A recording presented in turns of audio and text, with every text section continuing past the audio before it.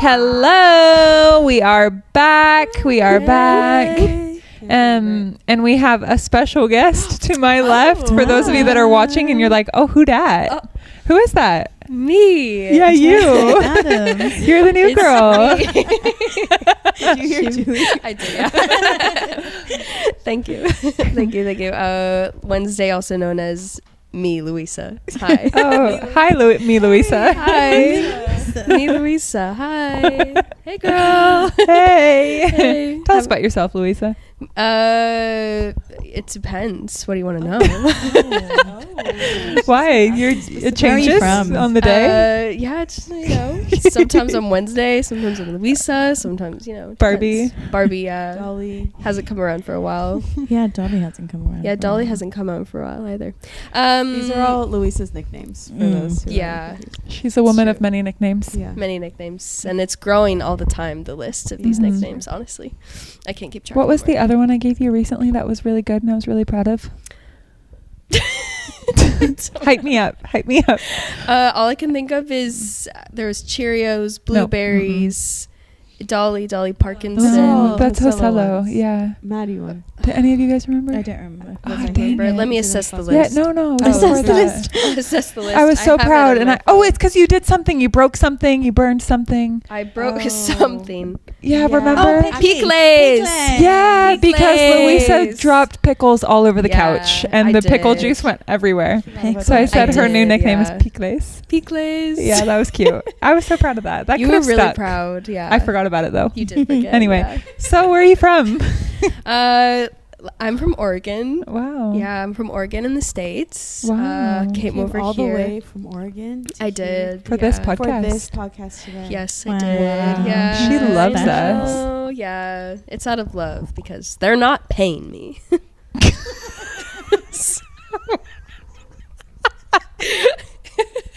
Oh my gosh, give me a warning before I'm swallowing that. The emphasis on that pay. That was great. Are they paying you guys? Because I don't know anything about this. Maybe, yeah. But you didn't just come from Oregon. I didn't just come. No, I didn't. No, I came because I work with these guys. I live with them. But we're not paying you. And I wouldn't ask for it either. I'll tell you that. You wouldn't? No, I wouldn't. Would you receive it though? That's a complicated question, but we can move on. It's fine. It's fine. What I'm trying to say. Louisa, what's your favorite thing to do in your free time? My favorite thing to do? Well, I love reading. How convenient. How convenient. Yeah, yes. interesting. Reading what? Perhaps 600-page books about Cain and Abel. Whoa. What a segue. What a segue. You could have just earned yourself a regular spot on this podcast. Next host. Well, great. Yeah, it's true. You do love reading. You prefer the Bible, like top priority, right? Yeah. For sure. Mm-hmm. Yeah, I do. Definitely top priority, yes. No, but today, as you guys have been watching, we've been doing different Bible characters in a Bible, series. Thank you. I got you. So we've talked about Abram, we've talked about Moses, we talked about David, I think. Saul. Deborah. Yeah, I forgot about her. Deborah. Jael. Yeah. No, Sarah. Oh, Sarah with Abram. Yeah. Abraham, yeah. And today we're talking about Cain and Abel. Whoa. Wow. Which, for those of you that don't know, we're going to be talking out of Genesis 4. Cain and Abel were like the two brothers. Cain killed Abel.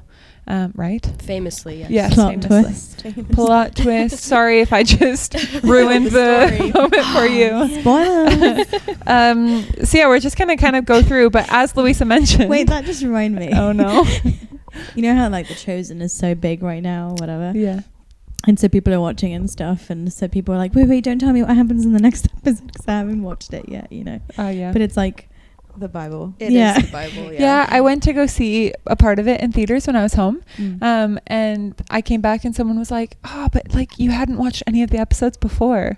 And I was like, yeah, but I read my Bible. I read the Bible. So I think it's a given. I think maybe I don't know all the conversations, but but I see what they meant. Yeah. But it's funny. It's funny. Yeah. Anyway, Anyways. yeah, so as Louisa mentioned, she read recently-ish. Yeah, recently, yeah. A 600-page book about Cain and Abel. So we thought, who better to bring onto this what is this episode of the podcast? Yeah. What is this? What is this called? It's been a day, but it's fine. Then Louisa. So she's here to share with us, to invest her time and her wisdom in us. But as always, it's very conversational here. So if you're listening to us while you're on your way to work, or those of you that watch us, hi. But I know that there's a lot more that listen. Yes, that's true. So we'll do a bit more, conversational about this story. And even before we started, it's been really interesting because all of us were like, Cain and Abel, it's not that even that long of a story. Yeah. But as we go through, we're like, oh shoot. Yeah, so that's a lot. We pray that this can also bring revelation to you, a bit more about who God is, who we are as humans. Ooh, wow. Because aren't we all a little Cain and Abel? You know what I mean? Yeah. More Cain than Abel. A little more Cain than Abel, unfortunately. More Cain in my life. No, less Cain. Less Cain. More Abel. I don't know if you want him either. He did get murdered. Abel. He what? Oh, he got murdered. Get murdered, yeah. Oh, it's true. That's true. So did Jesus. Yeah, I guess. Who okay, a little more Abel in my life. Okay, anyway. Great. So just kind of starting off, I'll just throw my first points that I thought was interesting, which is... obviously, this story starts with Adam and Eve, and about how we know that Adam and Eve were the first and only humans on this planet at one point and for some time. And then they have Cain. And so, for me, it was really, it's, as always with these podcasts and about the Bible, we try to get into the minds of the people that we're talking about. It's a nice Bible story that we can receive from, but also what was going on in their minds, what was going on in their time and in their context. Yeah. And I just can't imagine a world that we are if it was just my mom and my dad and me. Yeah. You know what I mean? Yeah. Or even the four of us right here. Yeah. On the entire earth. Or even just our family, the fact that there was no generation before. Yeah. There was no, maybe there's children coming, but at the same time, you don't know where they're going. Yeah, there's no awareness of anything outside of this. Yeah.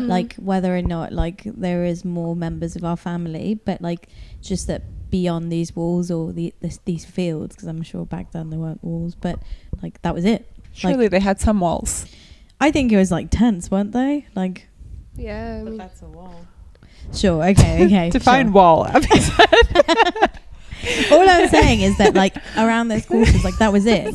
It just didn't exceed that. Yeah. It's just the trees, the animals, and then that was it. But people wise, or do you think they thought that there was people somewhere? You know how we believe that there's some people believe that there's aliens. You know how I believe I mean, someone out there. A friend. I have a friend of a friend. Do you think that they thought, maybe there's another tree of good and evil and tree of life somewhere? The light just turned off. Wow. Hello? The light turned off. That's okay. We can keep it off. It's just... God said no. Yeah. They never thought that. No more lamps. That's not a good idea. Yeah. But that's really crazy. And then something I was reading is that, obviously Cain being the firstborn of, or at least the firstborn male, because it's true that the Bible doesn't always talk about females. Julie mentioned this earlier. I did. It's a good point. We know that at least he's the firstborn male. And in Genesis 3, it talks about how the woman will step on the head of the blah, blah, blah. The heel and the head. He will strike your heel and she will... Go, Bible scholar. Yes. And the Lord said that. Thank you. Yeah. Which means, so apparently Cain's name means here he is, the man is here, which is why when Eve gave birth, she says, with the Lord's help, I produced a man, which I just think is hilarious. I produced a man. But really she would have thought that man would have been the promise of God from the previous chapter, because her concept was not that her child would then have a child. She didn't know that the world is going to go on for thousands of more years. You know what I mean? That's crazy. Yeah, it is wild. Well, I think she had some sort of knowledge about the reproduction, because that's what like God had commanded onto them. But I don't think she understood obviously the depths and entirety of it, you know, like when God commanded Adam and Eve to like go and reproduce and look forward, like after the land and everything. I think it's more that like from the fall and when like they were covered from their sin by God, I think everything after that point, I think they looked at it with like a lot of reverence and like a lot of like, wow. So I think that with the Lord's help, I have produced a man more like recognition of like, maybe I was able to do this naturally, like with my God-given talent, but it's thanks to God, because I think they had a lot of remorse after they sinned. Yeah, I think. Anyways, that's my thought. Yeah. But even that's crazy, because in and of itself, it's like that was the first human. Like, we can assume, we don't really know. There's like so much that we don't know about this whole passage in general. There's no way that we can prove anything. Like, for like everything that we know, according to what is like spoken here, he's also just the first human being born from a woman, like from another human. Like, until that point, like Adam and Eve were both literally created by God. They weren't like born from another human. Yeah, that's so true. Like Eve, like giving birth for the first time ever. Like, she would have been like, I'm dying. And her belly growing. Yeah. Like, how's it going to come out? Yeah. And for She like would've been those like, 9 months. What's going on? Yeah.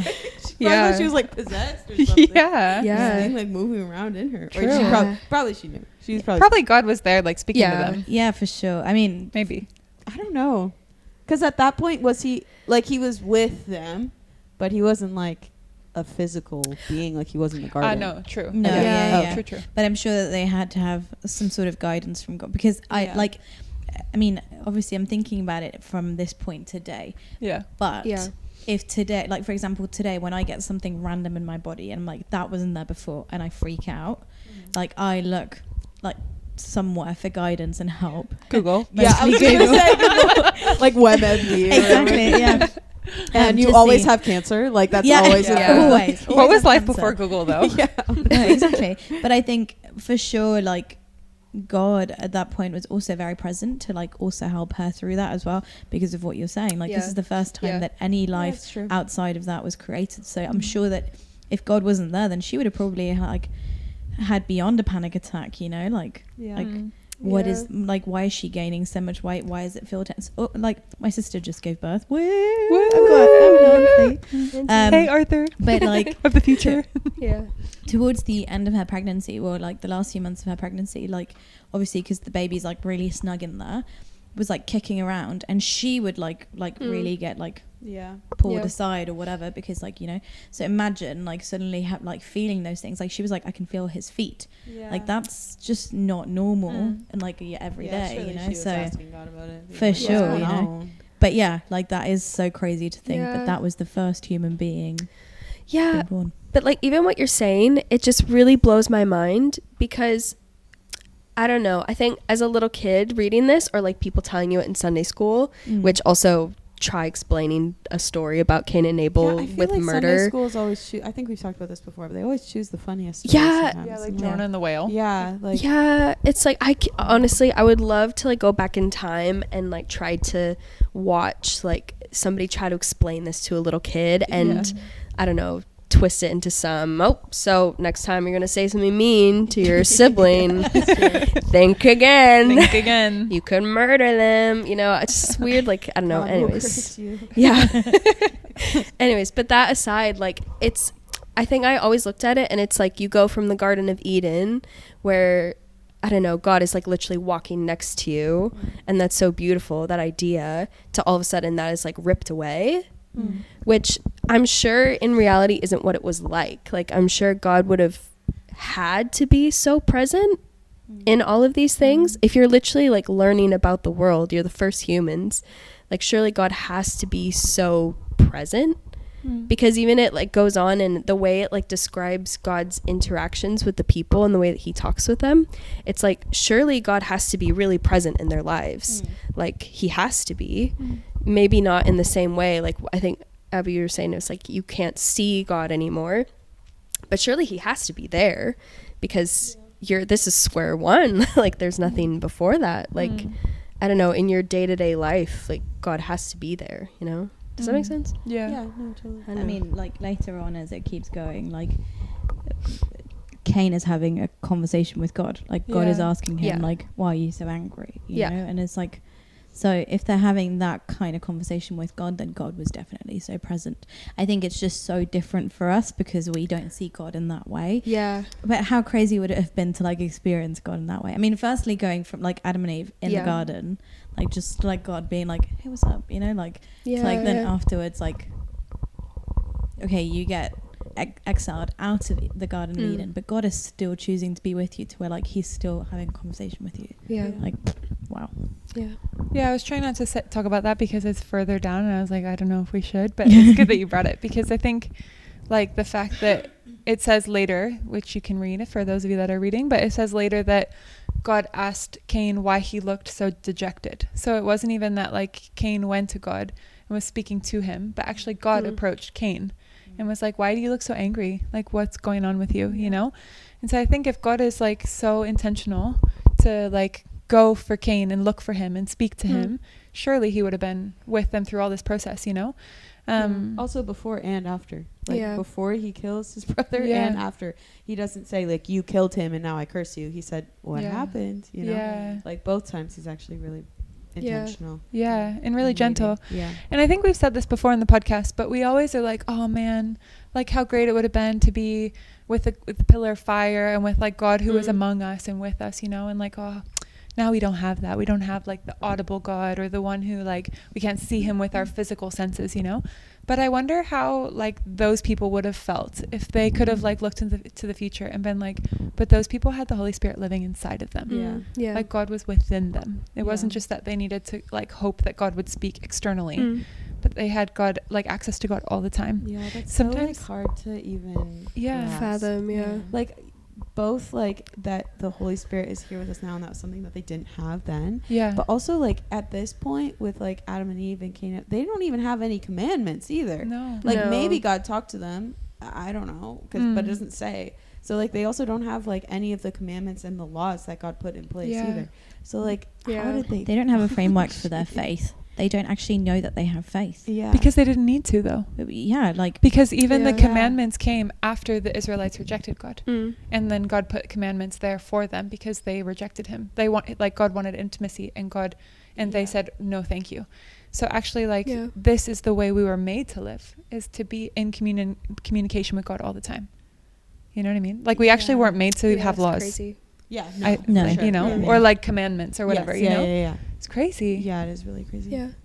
Yeah, we weren't even made to like really exercise our faith because you just believe, like it's just life. God like is with you. It's a relationship. You're just in it. Yeah. Or like have hope for better things. Like, I mean, not that like hope isn't great, and like not that God didn't mean for hope, but like to be hopeful like in the midst of a difficult situation wouldn't really have been the case if there wasn't a difficult situation to begin with, you know. Yeah, that's true. So like I mean, even in the whole birth giving, like there should have been hope like from that moment, but that wasn't a part of like the original design, you know, so.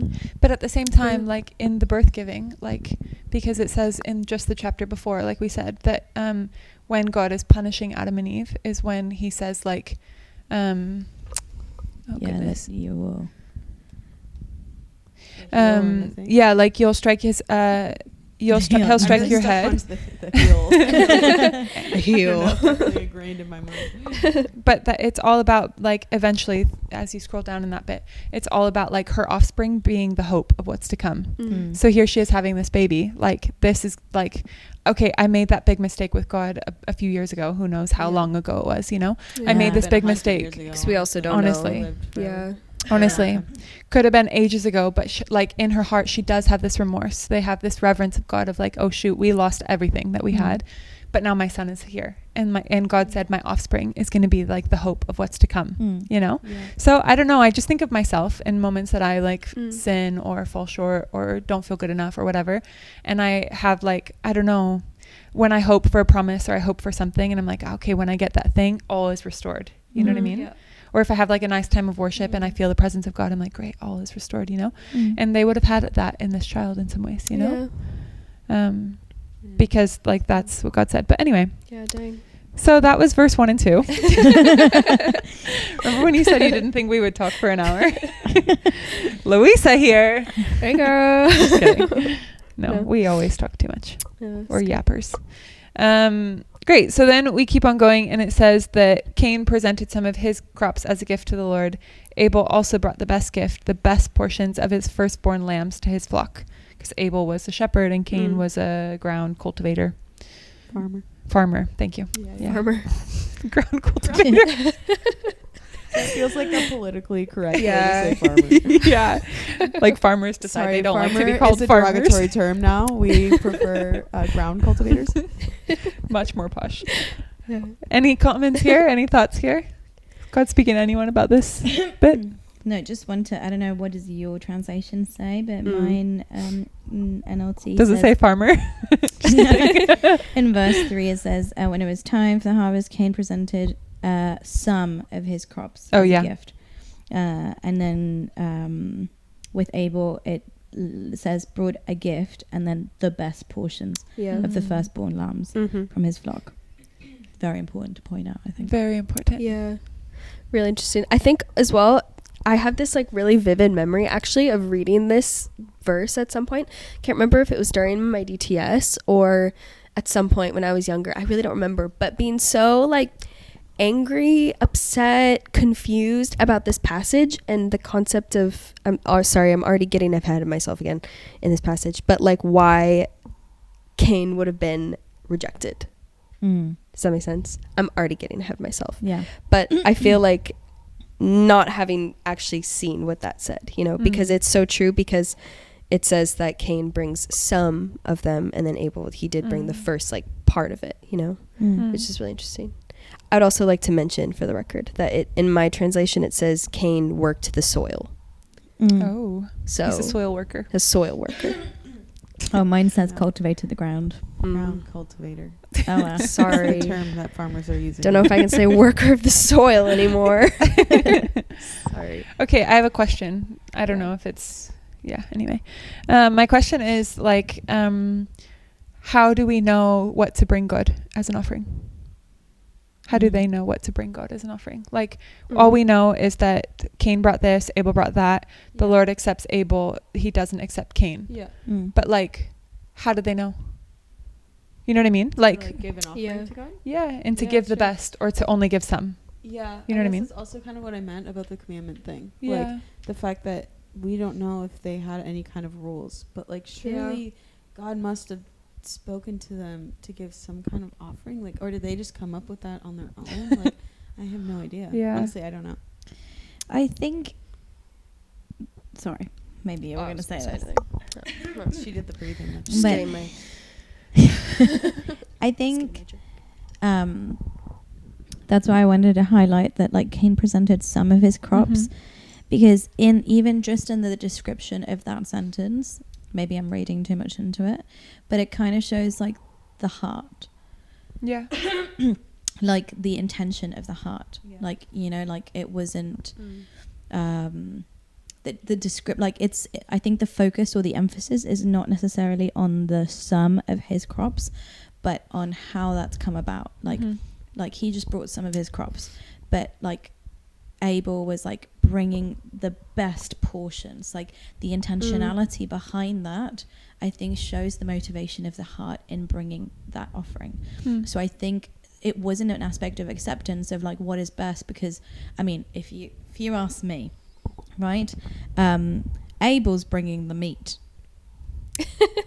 and Cain is bringing the vegetables. So I mean, I'm not God for sure, but if you bring me the meat, I must say that's the best. You know, depends on the vegetable. You know what? No, still and the meat. He brings the no, but if he's bringing the best of the meat, you know, and he's bringing meat already, he like lost, you know, like because it's meat. This was written by an Argentinian, by the way. So I don't think the judgment from God really comes from what, like the thing itself, but more of like that quality that was thought out that has to do with the previous process that went into that, which has to do with the heart matter. I think that's exactly what God always says, that his judgment is based on, that he judges based on our heart motivation, you know?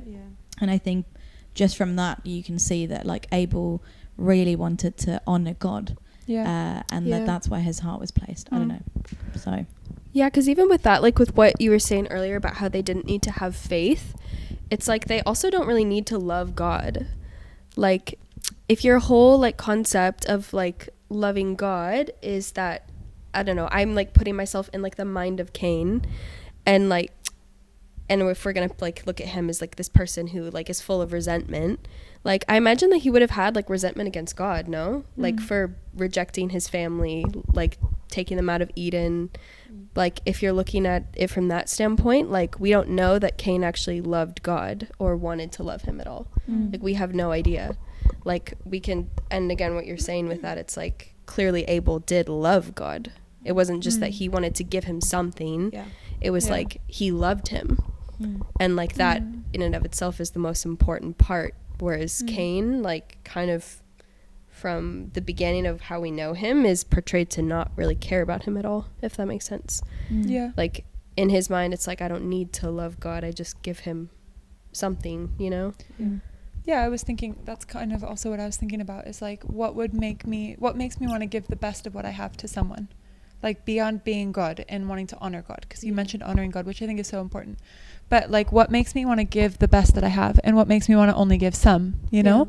And I think for me personally, which could be wrong, but generally what is my motivation underneath is love. You know, like if I want to show the most love that I can to a person, I want to give them everything I have. You know, I want to spend money on them. I want to give gifts. I want to give time. I want to give whatever, because I love them. You know what I mean? And if I give some, it's not that I don't love. It's just like it shows maybe the depth of my love, you know? So I wonder if that is actually a good point. I don't know about what Cain knew about God from his parents and like how that whole process went. So I don't know. It's a good point. But I also think like it shows the difference in how they loved, you know? Because like I said, how would have Abel known to bring the best, and why didn't Cain know to bring the best if he didn't? You know what I'm saying? Or if it was genuinely, like you're saying, about their heart motivation, and Abel, just without knowing, brought his best because of his love for God. That I want to just bring you the best that I have. I mean, and like the reality is that like these are like 4 verses, but these are like grown men, right? So although it's like a completely different time and context and whatever, like the Bible talks about the fact that they were parents, they had children, like, you know, like they had wives, all of that at this point as well. So given all of that as well, I'm sure that they had some sort of context or knowledge, like even in their upbringing, of like what it means to like bring, like, you know, the sort of like the they saw their parents do that or whatever. Exactly. So I'm sure that they've like kind of lived by example. So at this point, and I think that's important to note as well, because although maybe they didn't have here, there's no description of them having that. It would be unfair to just say that like God was unfair to like have this expectation, but without like teaching them or you know. And I think actually they probably did know, but like I don't think it was important to like clarify how many times before this, and that would be an interesting point as well, to like ask how many times before this time had they already been bringing their offerings. Do you know what I mean? Like because for this to have like instigated something from God to say like what happened, you know, or like for God to say I'm not receiving it, then surely they had probably had some sort of experience or done this before in the past to like get to that point. So maybe like that was also the measuring. I don't know. Obviously we won't know. But it's true, like to go back even to how Louisa started, like that it made her in the beginning question and be like, but God, why would you reject? Like, oh, that's so unfair or evil of you. And actually when we look at it, it's like, it's not. It's like God's measuring tools are different than our measuring tools in many ways. And he sees the heart, he sees beyond. So that's interesting. Also because like, I don't know, it reminds me in some ways of the Sarah and Hagar episode that we did. Where it talks about like 2 people that go through the same circumstances, but each of them react really differently. That's true.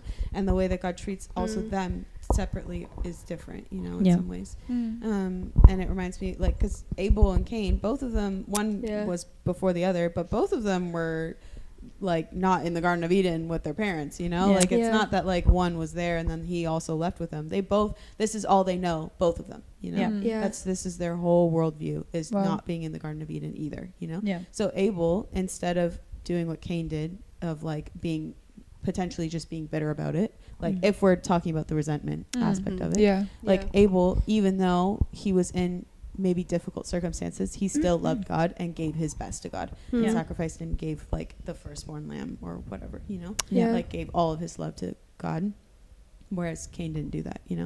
So I think also, and then on top of it, then Cain goes and kills him, you know. He's the man who like loves God and is like doing his absolute best, and Cain goes and like murders him. Then so of course it's like, it does suck in some ways that God like, there is judgment in life and there is consequences for actions, but the reality is that like what he did was actually, it's like very, very painful, you know? Like there needed to be some kind of consequence, you know? And speaking of consequences as well, as an older child, and Cain being an older child as well, that's also a thing that we like also don't look at this, but like we don't know how many years are in between them, but he is the firstborn.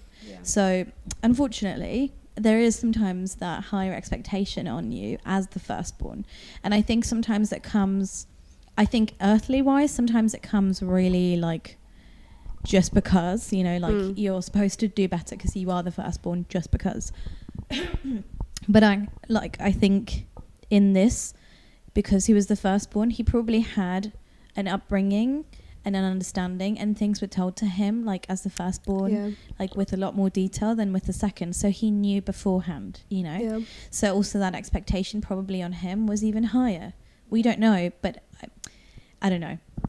I think in this situation, like if I translate this to being me and my sisters, you know, and I was like tending the, you know, the vegetables, and my sisters were with the flock and whatever, but I had been doing this from beforehand, and we were always bringing the offerings, then I had been doing this for longer, and therefore I knew that like I needed to bring the best of the offering, you know, and then I didn't do that. So I think also like, it's sad, like I'm the firstborn, that's the consequence, but that's kind of what comes, you know, the greater blessing at the same time, because you are the heir, if you like, but at the same time that comes with greater responsibility too.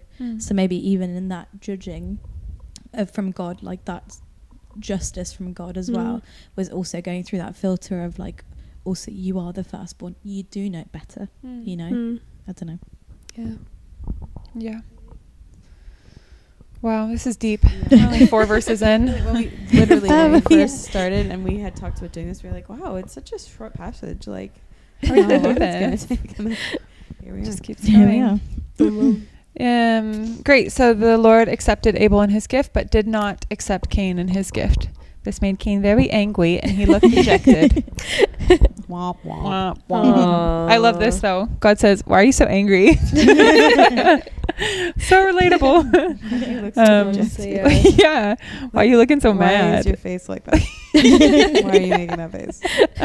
What's wrong? So funny. It's just so relatable, you know. Honestly. And also just like we said before, so intentional of God. Like it's not only that Cain went to the house of the Lord to be like, God, I'm angry, and then God responded, but God literally is just looking at him being like, bruh. Well. Yeah. Which I think even to me like brings about like even more of that like closeness. It's not just that like, I don't know, it's not like he's like, I don't know, Moses, where he goes all the way up to a mountain and God is like, I am angry at you for this, or I'm happy with you for this. And he's like, okay, great. And he goes down. It's like, God, I don't know. It's like, just feels like a parent, to be honest. Like, because the way God is like, he found favor and then he didn't find favor. And then it's like, he goes to Canaan afterwards. He's like, are you okay?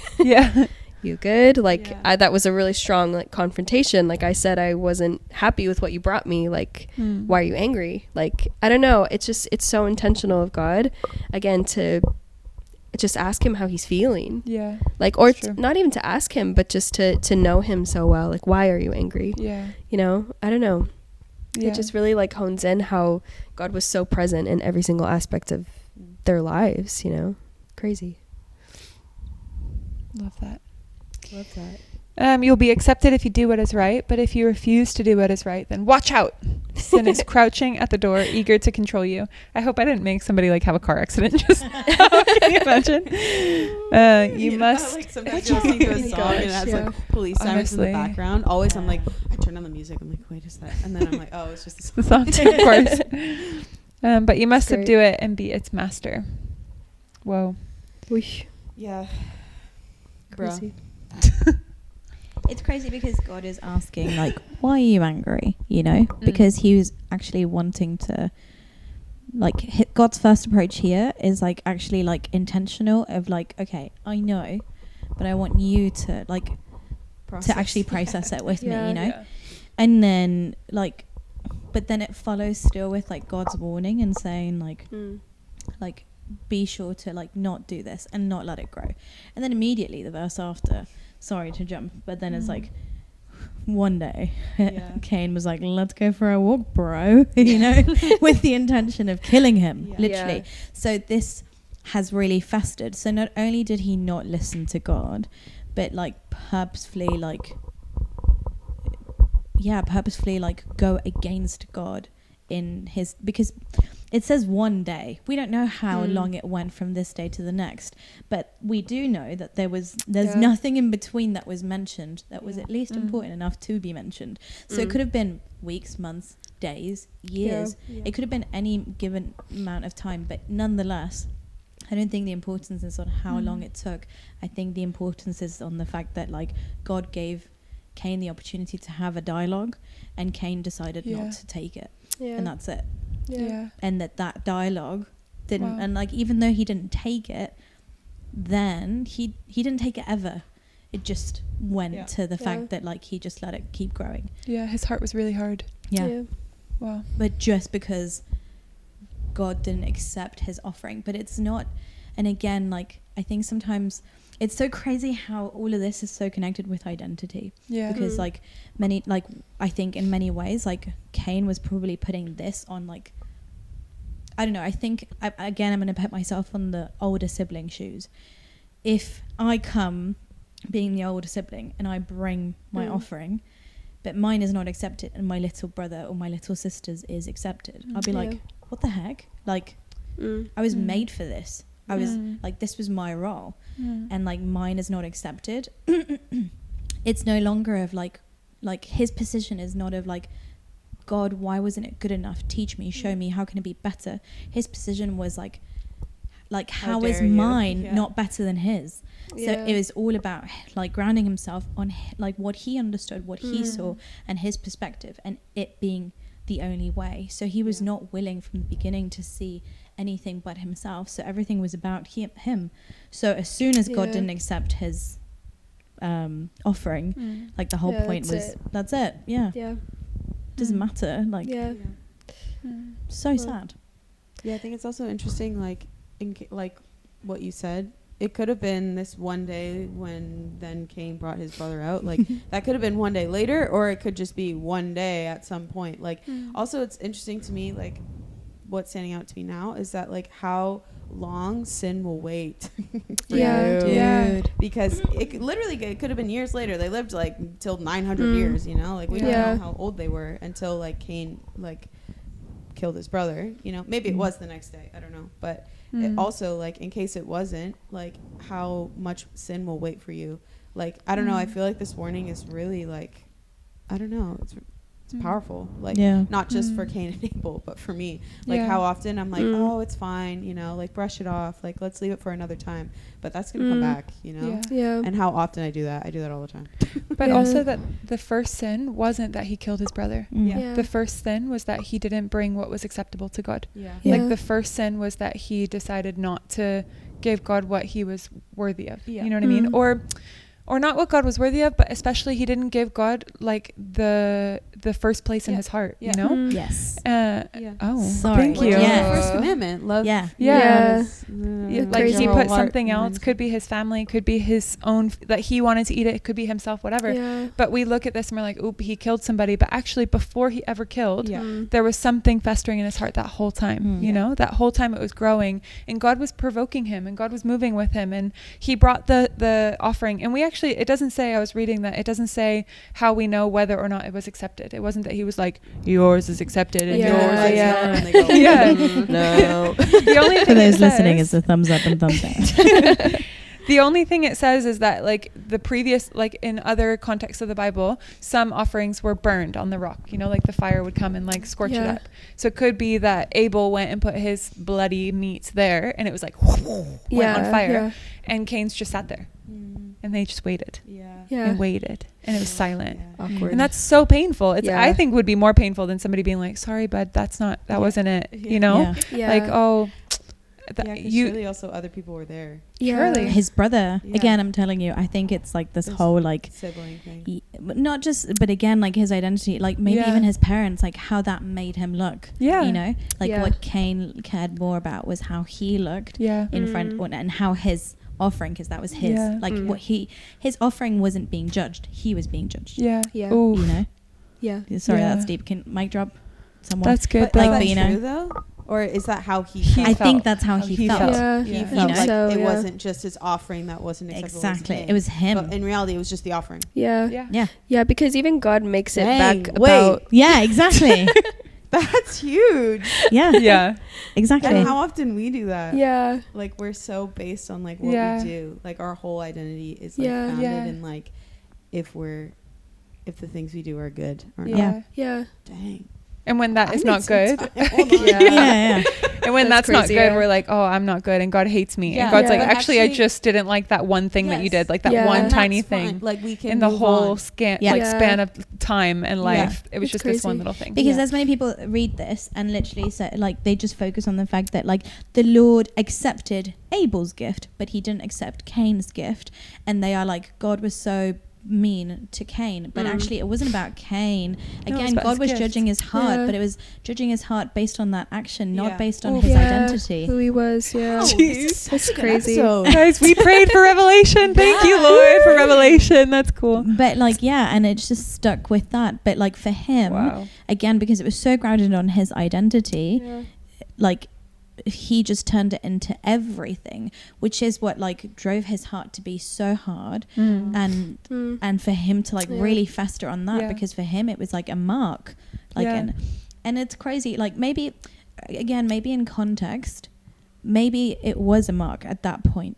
We don't know, right? Like bringing the offering and having it be rejected by God at that point to that level. Maybe it was like you failed in your life. You know? But at the same time, like, like the fact that he was just left with that, and that was like it for him, and he didn't even like question God in it, you know, or like anything. I don't know, but that's. I'm still like also processing. It's crazy. But it says harvest time, so that means once a year. Exactly. Because harvest comes once a year.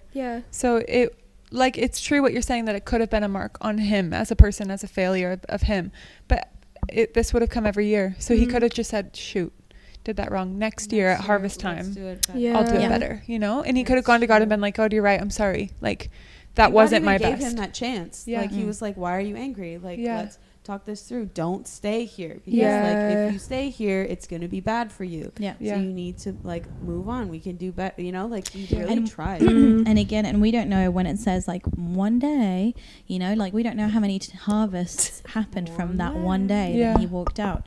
What if the next harvest, like he did better, or like what if he didn't do better, or like what if God didn't put his like opinion forth, or what if like he just accepted it.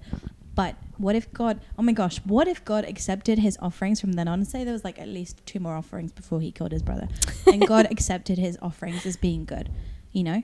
That still wasn't enough. Imagine. But, that still wouldn't be enough. What if he didn't accept them, because still the motivation of his heart was to like be better than his brother. And to be enough according to what he brings. So crazy. So then which is just religiosity at that point. Like that's just religion. Oh, I have to do this for God, so here, take it, God. Oh, you want the best, God? Fine, take the best. You want my excellence? Okay, fine, I'll do it excellently, but but not with a heart that says, I love you and I want to serve you. So he could have brought the best of the best of the best after. Next time. Which we don't know, I guess. It doesn't say that. Yeah. Louisa's got gold here. She's really kicking off. I'm sorry. And she's our guest. We're just like walking over her. Go, Louisa, go. I'm so sorry. No, honestly, I love hearing you guys talk about it because I think that's why I love this passage so much. And I think that's why I was so happy to read a book about it, because there is so much that we don't know. Like, we don't know, like, anything about Cain. We don't know, like, how to even look at him, to be honest. Like, I don't know, in my mind, like, everything we're saying, it's like, how do you look at him as this, like, rejected guy who was just it was out of this rejection that he killed, or he was this angry person or this resentful person. Like, we have no idea, you know? And it's so cool to, like, see, you know, I think that's why God is so smart. It's like, we don't need to know so much because he reveals so much in us through this, you know? Like, so much of our rejection, so much of our anger, our hurt, our comparison, envy, greed, because also, you know, I don't know, why would Cain keep the best for himself? Greed, you know? Like, we have no idea. It's so much of that, you know? Yeah, it's true. But even that, like, so going back to what God says. Yeah, let her backtrack a bit. Backtrack a bit, yeah. Sorry, babe. Also, it's hilarious because my phone is about to die. So every 2 seconds, I'm like pulling it up and like, oh. But I'm also at 4%. Yeah, honestly. But it says, like, okay, what does God say? So he says, okay, but if you do not do what is right, sin is crouching at your door. It desires to have you, but you must rule over it. Okay. First of all, go off. Mic drop, God. Mic drop. Okay, second of all, this specific part has always been really interesting to me. And you know who was also interested in this part was John Steinbeck. Because he basically... She just name dropped. Yeah, I did read a book about this, guys. In What's case it called? you didn't know. It's called East of Eden, actually. You might have heard of it. It's a little indie author. Yeah. Very cool. East of Eden. East of Eden, yeah. Okay, sorry, you said that like as a one word, and I was like... East of Eden. Yeah, no. But it's all like based off of like Cain and Abel, and like it takes like, I don't know, he shows two examples, like these two brothers, and one of them has kids and another two brothers anyways. So East of Eden, it's very clearly a nod to Cain and Abel. But basically the whole point of the book is kind of around this whole passage of like, you must rule over it, but it like kind of expands on that. So in the book, he talks about this like idea of like this Hebrew word, which is timshel. Pretty word, I know. But it basically, it's, the translation of it is that like you may overcome it. So if like you're looking at this part in my translation, because it's the English version, it says you must rule over it. But he takes that part, and there's like this conversation between these two characters, and they're debating this passage in the Bible. It's really like meta of him, to be honest. But he, because they're talking about Cain and Abel. She said, I'm Gen Z. Cain and Abel. If you couldn't tell by your outfit. By my outfit. Yeah, guys. Hey. Gen Z represent. Woo. Also, you're Gen Z too. Don't even. She likes like the back end of Gen Z. Yeah, anyways. 99. Anyways, but he talks about like, okay, so you have in different translations, it's like in the English version, it says you must overcome it, basically. And he talks about how that kind of implies a lot of like, I don't know, religiosity, in the sense that like the way you interpret it is how you act on it. Like if you must overcome sin, you have to do it by works. You have to do it through obedience. And there's like a lot of stress on that. You have no choice. Yeah. And then he says in another translation of it or something like that, it says you like will overcome it, which kind of implies like predestination. There's like, I don't know, like whether you do good works or you don't do good works, like you are going to overcome it anyways. Like you have no say in the matter. You have no free will, really, which also tells a lot about how people act and live life with God and all of that. But then he says the Hebrew translation is this word timshel, and it's like you may overcome it. You may or you may not. And there's like a choice there. And you have free will in that. And it kind of like highlights that throughout the entire book over this character like the Cain archetype basically, and he's kind of shows how throughout his whole life he has this decision to choose good or evil. And this character, he like really believes it was like exactly what you're saying about he feels like he is rejected because he believes that he already is rejected. There's something in him that's so evil that he can't change. But in reality, what God has told him from the beginning is that you have a choice. Like, nobody's forcing you to act this way. Nobody's forcing you to be this way or give the worst. Like, you have a choice in your life. It's not about this is who you are, period. Like, you have a choice in how you treat people, in the way that you feel, think, all of these things. And I think that's why like this story is always so sad to me, really, because I don't know, we read it like from an end perspective, and we know what happens. Yep. We know how this plays out, but I don't know, to me, like I read it from such like a sad place, because he didn't have to do this. It didn't have to be this way. Like, and what he must have believed about himself, like the lie that created, because we also like look at that as like, oh, the sin crouching at the door is the desire to murder. But like I don't know, I think the sin also is the lie you believe about yourself, you know. It's the lie that you are outside of God's vision, outside of his sight, that you are never going to be enough. Like, I don't know, I think that's the sin in a sense too. And I don't know, it just makes me so sad, really, because how much different could his life have been had he just listened? I don't know, it's just, to me, it's so sad. And especially if you think of it in the context of, I don't know, yourself or people that you know, and like, I don't know, it's just it's so sad to me, though. I don't know, the tragedy of like living a life without God, which again, like you think of the consequences of sin, and like Adam and Eve and being in the garden, and like this is the consequence of sin. It's I don't know, it wasn't just that, I don't know, you decided to live a life outside of God and like that's it and you can live your life. No, the consequence of being without God is death, whether it's that you are dying because somebody killed you, or you have that within you. And I think what's even harder in a sense in this situation is the consequence of actually knowing, because of course like the consequence of sin is death, but like God is also merciful and just, even for those who like know, and like God will judge based on also what we know and our knowledge.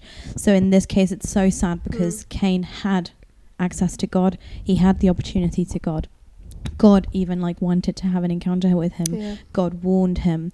God was there with him by his side probably from conception all the way to adulthood, and yet like he like rejected God. So like he chose that death as well. He chose to embrace sin because he for him like God wasn't enough, you know. Like it's and also like when it gets to that point, because like obviously like as it says like subdue it and be its master. Like sin, if you're not mastering sin, then sin is mastering you, which means that it will take the toll and the turn that it wants. So the point of killing Abel wasn't probably like in his mind, and it wasn't the thing that he was going to do, and something that he perhaps premeditated to such an extent because that's what he wanted to do, kill his brother. But it's just that sin became his master instead of him mastering sin, which meant that it like went as far as he let it go as well. He gave space to that, but it also got to that point, you know. Like I wonder if in like that one day Cain suggested to his brother, let's go out for the field. Like if that suggestion in Cain's, because again, like when you give space to sin is operating in your life, therefore it has authority over your life. So then there's also this other side of your life as well, where like you're also like thinking in one way, but sin has authority because of what you've given it. So like in one hand, I also want to give Cain the benefit of the doubt to think that he was probably just being friendly with his brother as well, but because this was also operating in his life to such an extent, this took control. But maybe this was actually like a genuine like let's go for a walk, you know. And how many times do we in life like say like, let's do this, but we end up doing this, but that's not where our first intentions led us. But because of the things that we had given space to in our lives, we got to that point of doing that. You know what I mean? Yeah. Hey, go off. Yeah, crazy. Yeah, that's a good point. Such a good So point. good. Yeah, like maybe they went for a nice walk and then Abel said one thing and it triggered him because that was just waiting there. Yeah, You know, exactly. it was just, even though he was like, oh, no, I'm not going to give space to that. But because he wasn't mastering it, he was just like letting it sleep, you know? And I don't know, for me, that can happen in my life that I just let it sleep. Yeah. You know, like, oh, that anger or that jealousy or that pride or that control or that whatever. I'm just going to let it like, shh, you know, Maddie, shh, like that flesh side of me. Don't speak. But I'm not necessarily conquering it. I'm not mastering it. And so then, of course, when my feelings rise, boom, it takes over. So maybe that was Cain's intention. Like, no, I'm just going to keep walking and do my best. I'm going to do my best. I'm going to do my best. And he's doing it in his strength. And in his own strength. Yeah, I think the idea of mastering sin isn't one that I've necessarily heard of. Maybe you guys are better Christians than me, but I feel like sometimes in my context of sin, like what comes to mind is that verse, I think, correct me if I'm wrong, it was in James, of like resist the devil and he'll flee from you. You know, of like, okay, but that at least in my mind, like that doesn't sound like resisting. Sounds like I'm like, you know, what I'm if in case you're not watching, I'm like pushing away. But like mastering, like audio subtitles. Squeeze. Girl pushes away. Pushes away. But like mastering feels like it has a whole different context. Like, and also in my translation, it says you must subdue it. Same. That's also like a really interesting way to like look at sin that I don't know if I always look at it like that. If I'm honest with you. Like to fully like master it. Like I think it's exactly what you were saying pretty much, but that like there's so many times where I'm like, okay, Abby, be quiet, you know? But I'm really gentle. In my own sin, and that like is not what God is saying here. Like you have to master it. Or I think like just don't give it space. Yeah. Just don't give it any space, and it's gonna go away. You know, and it's like that's not that's not mastering. Like to just not give it space is not mastering. And I think sometimes we have this approach of like, oh, I have to resist temptation, I have to resist sin. So it's like immediately like just walk away and like turn a blind eye. But if you have turning away, you're not watching, not looking. Put space into tree. There's a tree there for those who don't know. But if you have to subdue it and you have to master it, then it's almost like, maybe this is too much, but I'm thinking of like taming a lion. Like the lion's always there and you have to actually train it and you have to like actually become its master. But becoming its master means that like it's also a part of you, right? It's like your property. So like you have sin, and that's something that like we've come into this world as sinners, so sin is a part of us. So sin, we can't look away from it and pretend it's not there.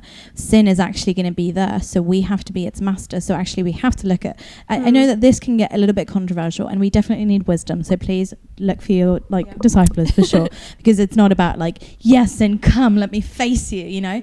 But like, of course we need wisdom, of course we need guidance, but if it's talking about subduing and becoming its master, then it's like an active walk of like learning like how to like best approach it in a way in which you're doing it intentionally and not just distractedly or like just like intentionally. I can't name it in any other way. Does that make sense?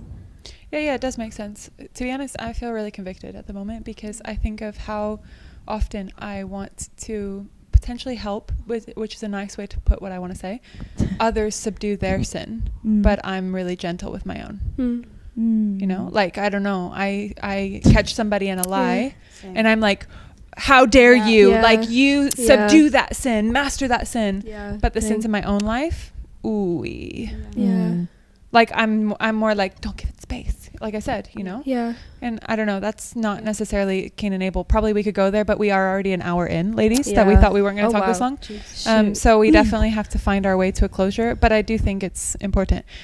But one thing, another thing I want to say, because in this verse that we're talking about, which is in verse 7, the thing that really pops out to me is the urgency of God. We're looking at like Cain's like response and his heart and everything, but I also see God's heart of being like, Cain, please, Please, like, for the love of God, refuse to do what's wrong. Like, please don't do it. Master it. You can do it. And I just really felt in my spirit, actually, before we started this podcast, like, for us here in this room, but also for those that are watching, you mentioned all the translations, like, you must subdue it, you will subdue it, you might subdue it.